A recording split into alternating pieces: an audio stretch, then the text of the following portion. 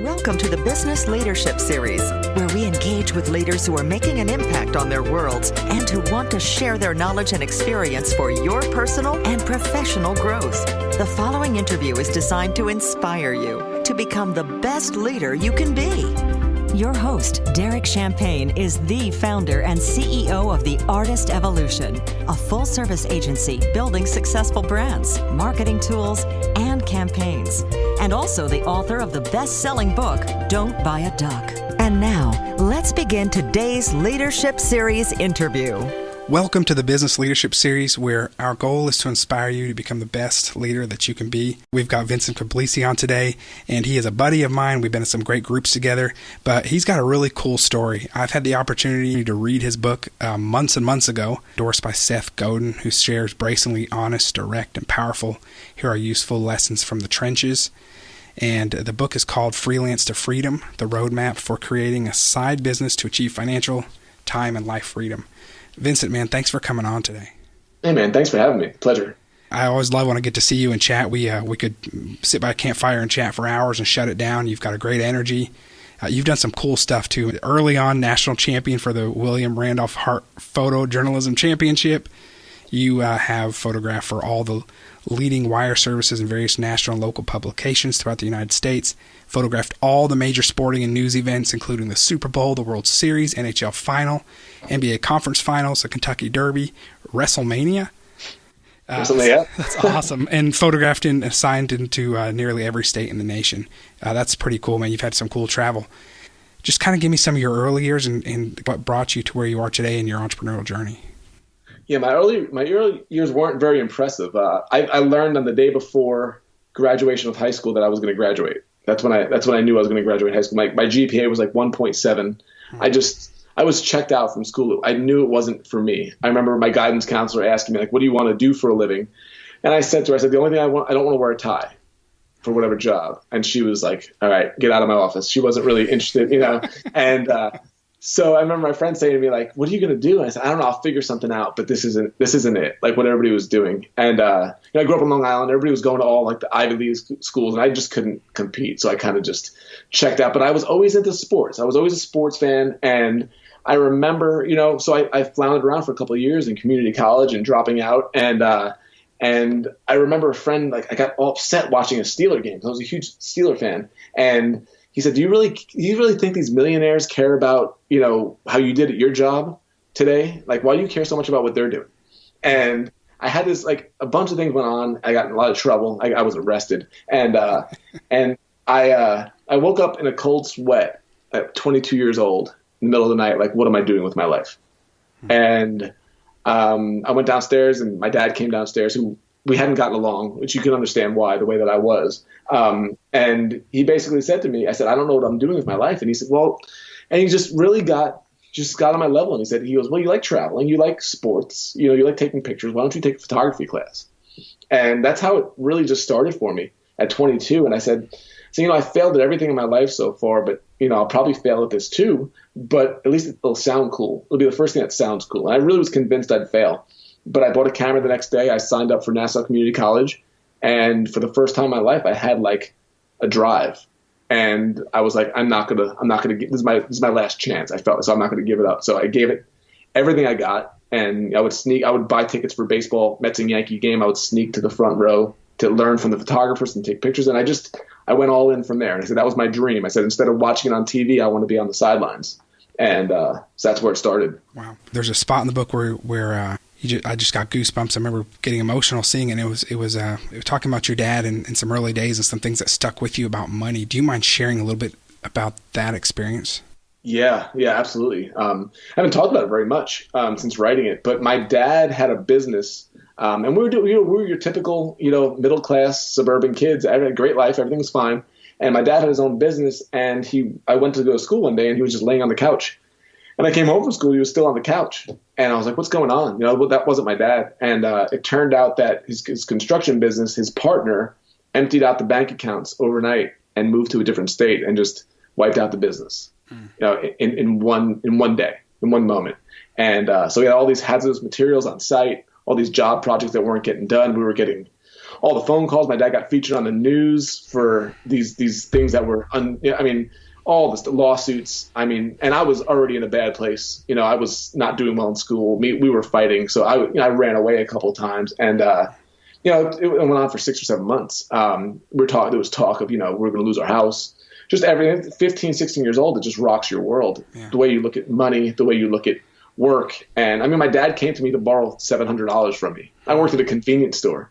How that must have felt for him to come to me to borrow $700. So it really shaped the way that I was going to view money and work and life. And that was a turning point in our life, and especially in terms of this book and how we're going to raise our kids and to teach them about this stuff and to teach them about money and handling it. Because my dad had to learn some really hard lessons, and that was a big part of our life. It's huge. Yeah. Again, I get goosebumps thinking about it. I feel it from your dad's standpoint, like you do, and you write about in the book, but how tough that is, man. And we're as examples to our kids when we're going through a tough time, but I can't imagine how that shaped your outlook early on about risk or being in business for yourself and about money all the way around. So, you fast forward a little bit, and you talk about you had won this award, but you were not making much money even after winning the award. I think, were you working in the city as well? I was my wife and I both worked for a newspaper in Evansville, Indiana. We were in Indiana, gotcha. And I was making $32,000 a year as a newspaper journalist. It was a cool job. Like, I had just got done winning, shooting the Super Bowl. It was Tom Brady's first Super Bowl in New Orleans. I'm on the field, really cool stuff, but you don't get paid very much, right? You kind of trade that, right. And the hours are awful. You're working weekends, you're working nights. Spot news happens, you have to go. And when you're single or newly married, it's fine. But Elizabeth was pregnant. We're having our first kid. And I had just won, remarkably, the International Sports Photographer of the Year award. Wow. So I was first place in Little Evansville, and second place was in LA Times, and third place was Sydney, Australia. How in the world did I win this? Wow. So they fly me to DC to National Geographic for the award ceremony, and we're having a baby. So everybody's like, this is where you get your big bump. This is where you make your money. You did everything. And I went to the office, and they ran down all my accomplishments. I had the best year that I've had. In the paper, they praised everything. And then my boss took off his glasses and rubbed his eyes, and he's like, "But we can only give you 3%." And I was like, "What?" And he said, "Well, don't." And he said, everybody else is getting nothing. Just so you know, there's not much money to go around, but we pulled out 3%. We tried to get 4 for you, but we can only get 3. And he kind of looked at me like I should just accept it. Right. And I said to him, 3% of your salary might be something, but 3% of nothing is still nothing. I was kind of annoyed, right? I'm making $32,000 a year. I have a baby on the way, and my wife wants to be home with our kid. Right. And I had done everything I could do. I put in 10, 20 extra hours a week, working on stories. I did everything that they had asked and beyond. And I walked out of there and I said, it's over. I said, this career is over. I don't know what I'm going to do. I don't know how we're going to do it, but I can't. I looked in the newsroom and I kind of noticed, oh my God, this is why everybody's miserable. This is why everybody's complaining. I can't live like this for the next 30 years of my life. So that was the turning point. We went to start our own, and I called my dad and I said, see if I can go work for him. I could do some side work for him. And he turned me down. He said, you work, you live 15 hours away. He was in New York. He said, I have to retrain you. He goes, and he said something to me that changed my life. And this is what I try to help other people with. He said, you have a skill, but you're not using it correctly. And I was like, what do you mean? He goes, you're a great photographer. He goes, you're winning all these awards. You wouldn't, you're doing all this stuff, but you're settling for this. You're settling for what they're willing to give you on their hours and on their money, on their time. He goes, you need to start a business. And I knew nothing about business. I had never read a business book. I had never listened to anything on business. But I realized if we're going to pay for diapers and formula, I need to make money somewhere because this is not going to do it. So that day, after calling a bunch of photographers to see if I could work with them they all turned me down. I took the phone book and I threw it against the wall and I said, if you can't beat them, join them. I said, no, if you can't join them, I'm going to beat them. And I got so angry that I was like, I wasn't scared anymore. I was too angry to be scared. I was like, so we started that day. That's how we got into business. A lot of people never make that jump. So congratulations for doing it. But then a lot don't make it for very long. So give me a few more highlights. So you went off on your own. I know the outcome because I've read your book and I know you. Yeah. But give me a few other highlights, and then I want to talk about some of the ups and downs along the way as well. Yeah, I mean, the thing with us was, you don't want it to be about money, but at that point it was. Right. It was like there comes a point, there's a point where you have to figure that out. So what we said was, here's what we have to do if we're going to make this work. And I'd never heard this done before, but it just kind of came up of us brainstorming one night, my wife and I. And we said, we're going to live off of my salary. She's going to quit the job. We're going to live off of 32 grand a year, whatever it takes. We're going to do it. We don't need to do that much. We don't need that much for the next year or two. But we're going to take every bit of our business money and we're going to pay off our debt. We just found Dave Ramsey and we were thinking like, oh my God, we got to get out of debt. If we can get out of debt, our business, it's going to be so much easier to run our business. Right. So we'll be able to raise our prices. We'll be able to do the work that we want to do, not have to take the jobs that we think we have to for the money. So we did that. The first wedding was $1,500. And then, so it's really nice when you take a $1,500 check and you put it on your mortgage or your credit card debt. Like, wait a second, there's momentum here. Now it's down to 140 grand. Now it's down 130 grand. So we did that. And we just, for a couple of years, we sacrificed. And I try to tell people now, I said, would you trade a year of pain for a lifetime of freedom? That's what I try to tell people all the time. Right. And because it takes delayed gratification to do it. So 3.5 years later, all the struggles, all the mistakes, we had paid off all of our debt, including our house. And I quit my job. And when I quit, it was easy. It was like, yeah, we're done. No big deal. No worries. No bill. No debt. We have money in the bank. We can turn down. We were already taking all the clients that we wanted to, and turn down the ones we didn't want, right. which made work a whole lot more fun. And then the economy crashed. That was 2008, and we were fine. We had the money in the bank. We had no debt. We still were booking clients because there's certain the whole economy didn't shut down. Our clients were still, and it never affected us. And we're like, how did we do this? Like, everybody else is freaking out. Like, how did this? That's when we started realizing, I think we're doing something a little different. That was big for us. That's huge, man. Again, thanks for sharing your story. Your book is vulnerable. You're very honest. You're not propping yourself up in it. You've done some great things. You've won some awards. You've done some cool things, but you really open up to help the reader, which is my favorite type of book. And I like to learn from people that have been there and done it and have been in the trenches and have failed and succeeded in different things and come out to talk about it. And that's what you've done with your perseverance. And thank you. I appreciate thanks for sharing your story. I appreciate your story. So tell me, what was the most unexpected delight or good thing that happened that you maybe weren't expecting when you came out of the other side? You had left your job. But what was the biggest thing that jumped out to you? Obviously not stressing money, but anything else that stood out to you that was a different feeling?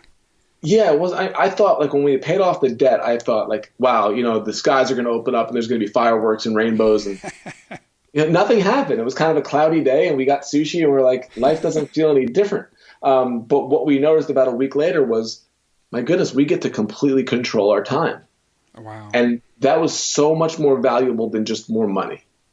Every day of my kids' childhood, unless I'm traveling, like, we have breakfast together. We so often have lunch together. We go for walks in the park. We go on trips. We now homeschool. 3 years ago, we're like, well, we have time freedom, we have money freedom, but the only thing holding us back is, like, the kids are in school at 4:00 and then they have homework.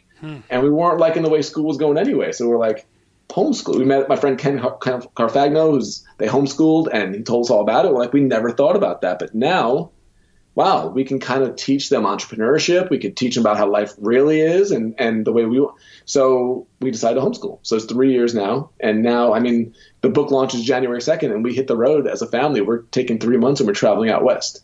So the time freedom, the ability to be together and raise the family the way we wanted to, was the biggest thing that we got out of it. That's awesome. Thanks for sharing that. Life of freedom with money, time, and location. It's huge.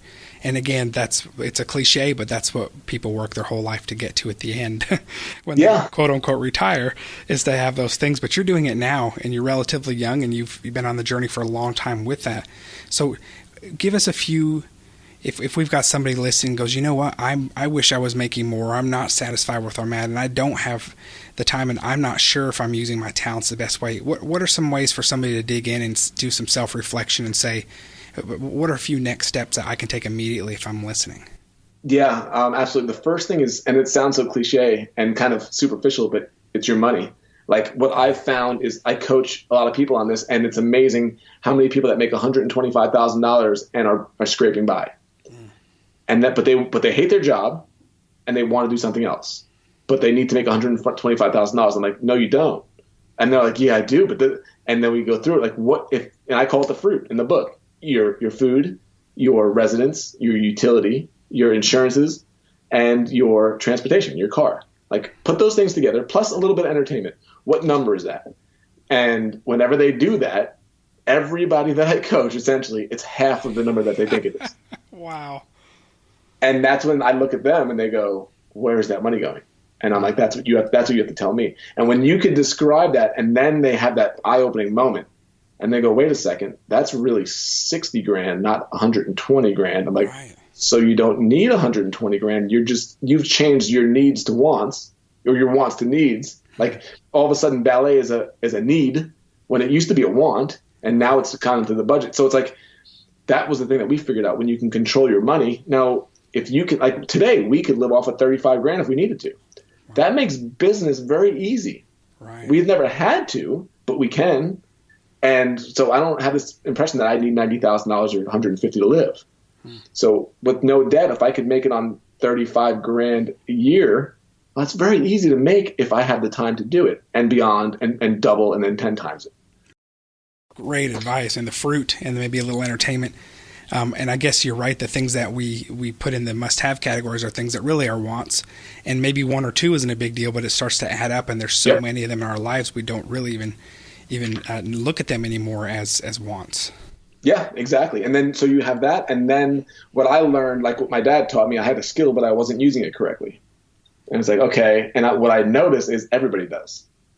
That we kind of beat down. We're really good at a job, but our boss treats us like crap, so we don't think we're very valuable, even though we're pretty valuable because they're hiring us to do it. Now, can you take that same skill that you do for them and you're underappreciated and make 5 times as much on your own doing it in some ways? And it doesn't have to be a lot of money to start with, but if you start making $500 or $100,000 a month, and you start reducing the stuff that you're spending, now all of a sudden life is starting to get a little brighter. It's like, wait a second. Now, if I only need $40,000 to live on, and I'm starting to make $20,000 on the side, that bridge is getting really, you're getting over that bridge. And then, but I mean, those numbers could be higher or lower, whatever it is. But then you start realizing I have much more control over my life than I realized. And I could do this on my own. Because if they're willing to pay me for this, I'm probably skilled enough to do this on my own. Yeah, that's great. I love that. And again, being intentional and intentional in your spending and looking at your life instead of being reactive to it makes such a difference. And also really self-evaluating what those skills are and how you might get better at them. And I think you talk some about that. I can relate to a boss that I worked for at one point in time who I thought to myself, I might do this someday. And he didn't look at me that way at all, that I would find the skill sets to do that. And I remember him telling me, if my previous boss knew that I had this agency now, they wouldn't believe it. Mm-hmm. So here was somebody very successful who had moved out from it, and then he had others like me who were ready to move out from under it soon, and gave us the confidence. But any other advice you want to share for somebody that is out there and maybe feeling trapped or feeling overwhelmed? Any other mindset advice for taking the next step? You talk about the fruit evaluating. Well, that can be scary. Yeah. I think that's probably some good advice is to say, hey, get ready to be scared first. Yeah, a little bit. Well, yeah, you will. You're like, what happened? But at the same time, we learned by doing that, it wasn't nearly as bad as we thought it was. That we thought it would be. Like, well, actually having less choices to spend made life a little bit easier. Yeah. There wasn't, and we're like, look, we're going to live a simple life. We started like Leonard Skinner, like Simple Man. That kind of became my song. I just kept playing it. Like, it's simple. But in terms of advice, 2 things that we learned along this way was, and I wrote about it in the book, when I was really trying to work for the Associated Press in New York. Like, that was where I wanted to freelance with. That was back, I was my mid-20s. And I would call, Jonathan Elmer was the editor, and I would call him to get a meeting with him. Because if you worked for the AP, you would do all the big assignments, international stuff. So every time he'd say, let's set a meeting, and then he would cancel. Something else came up. This happened 6 weeks in a row. And every Monday I would call him, and I'd reschedule, and sometime that week they would cancel. But I did it about 6 weeks in a row. I called that same day. And finally they had me in. And I took the train into Manhattan, and I went to Rockefeller Center. I went to the 3rd floor, and I sat down, and he closed the door, and he said something to me that really affected me. He goes, Vincent, I want to thank you for your patience and your persistence. And he said, without both of those, we wouldn't be here today. And I said, wow. So he's looking through my portfolio and I'm looking out the window. I'm like, I like that. That's really like patience. Because what happened was if I had the patience without persistence, like I think a lot of people have, I would have waited and not done anything. But if I had the persistence without the patience, I would have annoyed the crap out of him. I would have kept bugging him. So you do patience and persistence. And so everything we've done in our business and my career since then, I've always thought about that. Patience and persistence. You do a podcast, patience, and you keep going. Most podcasters quit after 20 podcasts, right? You keep going. You write a book, you keep writing. You keep, patient. So that really did something and the overwhelm part for me was I often got overwhelmed. I still do, but I always say to myself, in the midst of all the big overwhelm that I had, I said, I just need to be better than yesterday. I don't need to think about a year from now or 10 years. I just need to be better than yesterday. Like I don't need to, and so I'll always tell myself, and my wife will tell me, just be better than yesterday. Whenever I'm getting that way, that's all you need to do. You don't need to think about tomorrow. Just be better than you were yesterday. And if you keep doing that every day, you will surpass every goal that you have. Yeah, that's great. It's great advice. Thank you. Yeah. So is success for you, is it freedom and time, freedom in those areas that you find important? For me, it is. And that's the whole thing. Like I learned that's not for everybody. Right. Some people want the structure, as successful as they are. Like somebody like Dave Ramsey, who I admire, but I don't think that's a core value of his. He loves the structure of going into the office every day. I would never want to do that. Right. But for me, it's freedom. For me, I want to be able to choose, like you call me up and you want to talk, I want to be able to talk. Right. And I want to be able, if we're going to go on a trip, I want to be able to, like tomorrow I'm leaving. I get to schedule my time. I get to schedule I get to choose when I'm with my kids, when I'm with my wife. That's like, I am so unemployable now. It's ridiculous. Like I would be fired 9:02. Like they'd like, get out of the office, Monday morning, because once you see that light of your own, like, especially for me, like I have to be able to do it this way. I think a lot of our listeners can relate to being unemployable. When we were at the Evans Mill Nashville trip last month, we had about a dozen guys around the campfire, and I think 5 of them had their own businesses, and you could see the guys that didn't kind of seemed a little bit jealous, and I stepped in and just said, hey guys, don't feel like you're doing something wrong. I said the 5 of us are just unemployable. It's absolutely true. And that's why. So we just flat out have seen, we have tasted the freedom, although many entrepreneurs, I'll add, you know this better than I do, build something because of the freedom and then find themselves trapped in their own businesses, and that happens probably more often than not. So because Jocko Willink, like discipline is freedom, right. and it's so, and I've had to learn that because when you have too much freedom, you can really screw things up. Yeah. Because it's just like you still need discipline to go with it. But I want the discipline and the freedom. If I could have the discipline to do what I need to do, then the freedom means I could do what I want. But you need the discipline to go with it. It's not just wake up in the morning and just do whatever comes at a whim. That's how you wind up, broke and overweight and and in bad shape. And I know you, and you're a very driven person. So it's an interesting. I would love some input on that. I mean, for you to have that kind of mindset and philosophy about how you live your life, and you really do it, but yet you're a very driven person. How do you have that balance? So what motivates you to accomplish the things that you're going to accomplish? You just wrote this awesome book. You're leading masterminds. You're doing the top events and the sporting events in the country. Where do you find that balance and motivation? That's the hardest part. That is the hardest part, because the most important thing to me is my family, and it gets pulled. Like, I don't want to lie. Like, the book, 2 days ago, it released on Kindle. It's hard not to be attached to that. Right. While it's going on. And then and my wife is she's awesome. She's like, she gets it. But the problem is, are you still attached 4 days later? Mm. Are you now finding something else to be attached to? It's very intoxicating, this business. The problem with this business is, especially self-employment, doing your own thing, is there's more opportunities than time. Mm. Like, the more successful it gets, the more opportunities you get. And that is the hardest. It used to be there was no opportunities, and I had to scramble, and you keep working. But now it's like, okay, now you write a book that does well. People want to, why don't we do this? Why don't we do that? Right. Like, where were you people when I had no money? Like, nobody wanted to work with me then, Now it's like, why don't we collaborate on this? I'm like, oh, great. Success does breed more success and more opportunity. It just does. But it does start with putting yourself out there and being patient and persistent, like you talked about earlier. Yeah, exactly. So in terms of like the balance, like that's like, if somebody said to me, what's your biggest challenge? It's that. It's being able to shut it off at 3:00 and just go play wiffle ball in the backyard. Right. And not respond to anybody else. I'll get back to it tomorrow. When I get that down, then I'll feel like I've made the next level. Yeah. And, I think part of our problem as entrepreneurs too, I don't know if it's a problem, it's what also makes us good at what we do, but I just get so darn excited about building new things. It's just fun, right? And it's just wired into me, and many of us, especially once you scratch that itch, which I did at about, I think, 13. And so I've tasted it, and I just know how fun it is to build stuff. So to shut it off for me, for me, shutting it off is not necessarily a good thing in my mind. It's like, wait, no, I want to build something else. Yeah.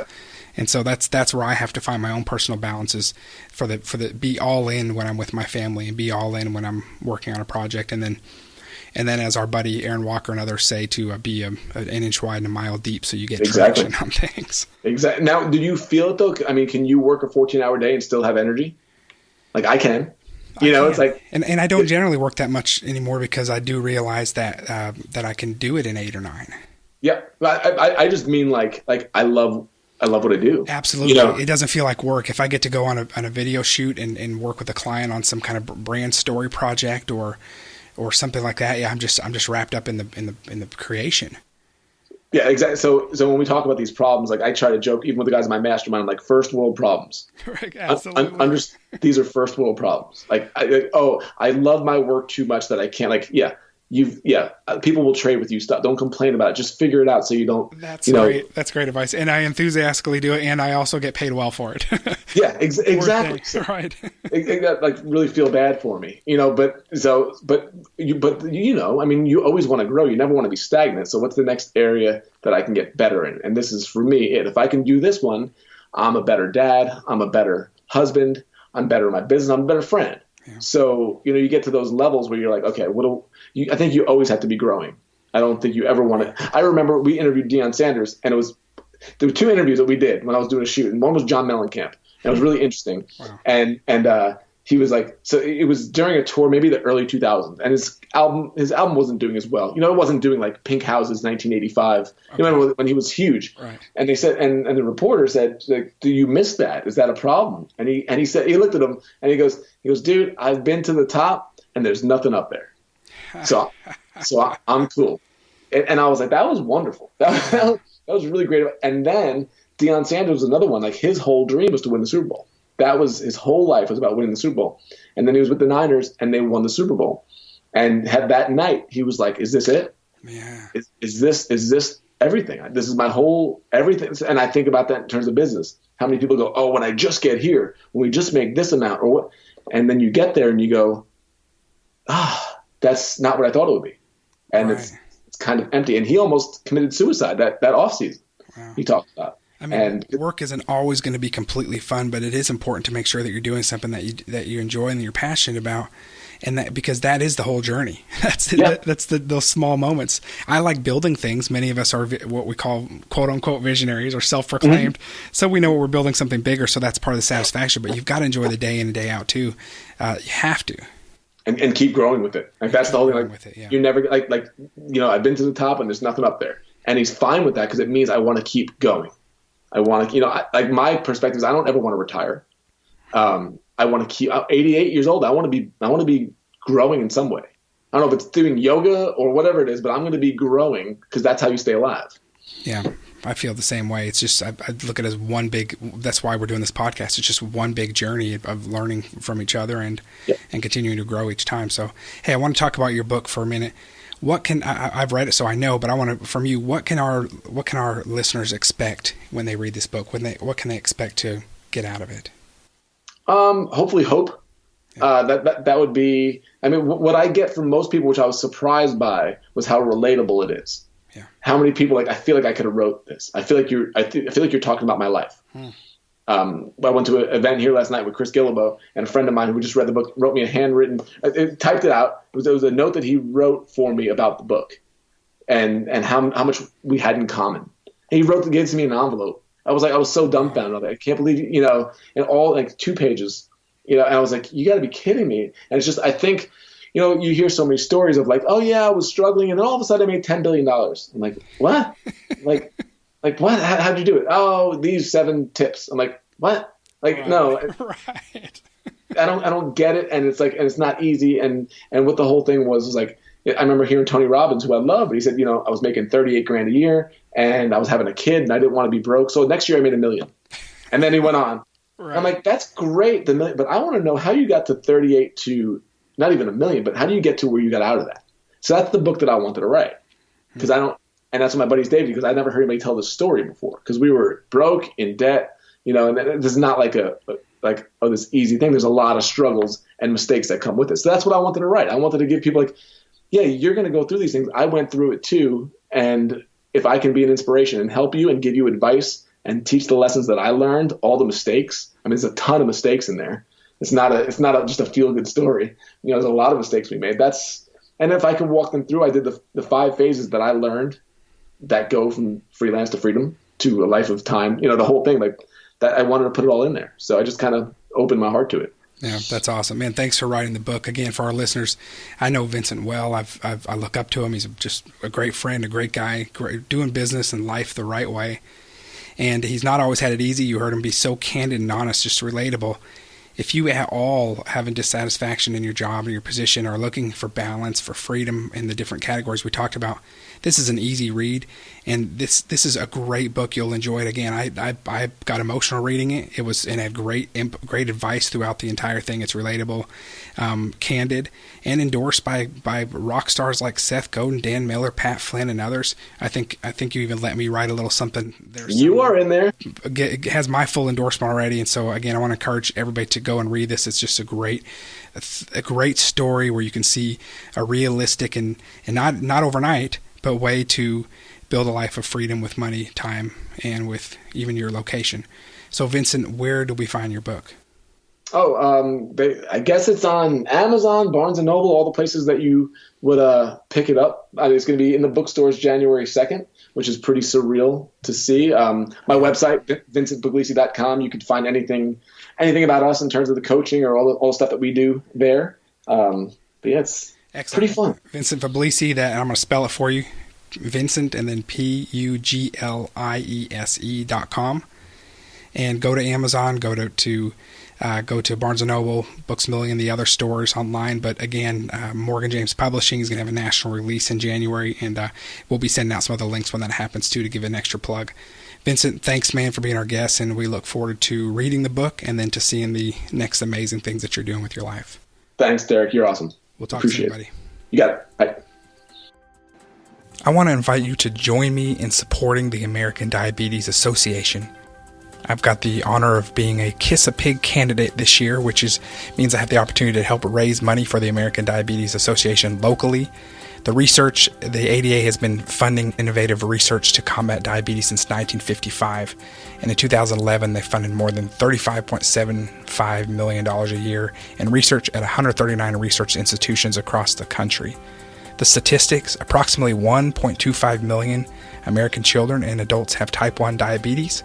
As many as 1 in 3 American adults will have diabetes in 2050 if present trends continue. I want to invite you to join me in supporting the American Diabetes Association. You can learn more at diabetes.org or stopdiabetes.com to see how you can get involved.